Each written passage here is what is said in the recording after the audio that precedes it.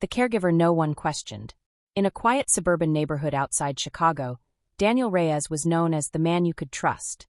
He was in his late 30s, soft-spoken, well-dressed, and always smiling. He worked as a live-in caregiver, taking care of elderly patients whose families couldn't be around full-time. To them, Daniel wasn't just help, he was a blessing. He cooked. He cleaned.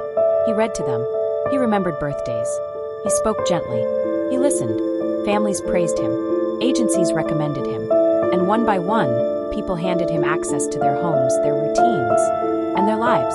It started with subtle things. A missing ring. A misplaced envelope of cash. A bank account that showed unfamiliar withdrawals. Nothing big enough to raise alarm. Each time, Daniel had an explanation. Maybe it was the cleaning service. Sometimes seniors forget. I'll help you look again. And he always did help. He stayed late. He reassured families. He earned even more trust. But there was a pattern no one saw, because no one was comparing notes. His patients didn't know each other, but they were all losing something. The case might have stayed buried if not for a daughter named Melissa Crane. Her father, a retired engineer, had recently passed away under what doctors called natural complications. Daniel had been his caregiver. While sorting through documents, Melissa noticed something odd. Her father's savings account had been steadily drained in small amounts, transfers too consistent to be accidental. Then she found something else. A signature. Not quite right. Close, but not his. Melissa reported it. At first, it was treated as a financial dispute, until a detective pulled a quiet thread. Daniel Reyes, the same caregiver, had been present in 3 separate cases involving financial irregularities. All elderly patients. All recently deceased. All ruled natural causes.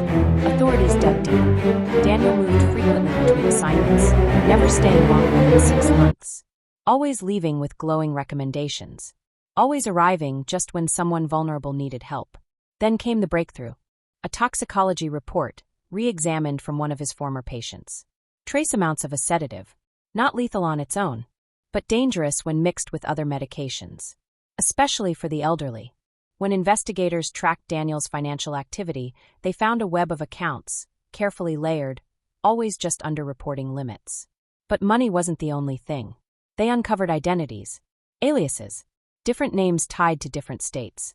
Daniel Reyes wasn't his real name.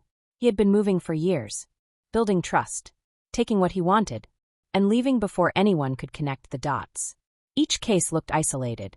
Each victim looked like a coincidence. But together, it was a pattern. Daniel was arrested in a quiet morning operation at a new patient's home. When officers entered, he didn't run. He didn't resist. He simply smiled, the same calm smile everyone remembered. In interrogation, he was composed, polite, even helpful, until they showed him the evidence.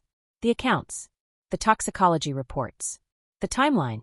For the first time, he went quiet. Investigators linked him to multiple suspicious deaths across several states. Cases that had once been dismissed as natural causes. Now reopened, now connected. Families who once praised him were called back, this time as witnesses. In court, prosecutors described him as a man who weaponized trust. He never raised his voice, never showed aggression. He didn't need to. His victims let him in willingly. Daniel Reyes wasn't just a caregiver.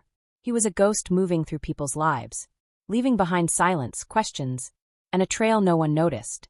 Until it was too late.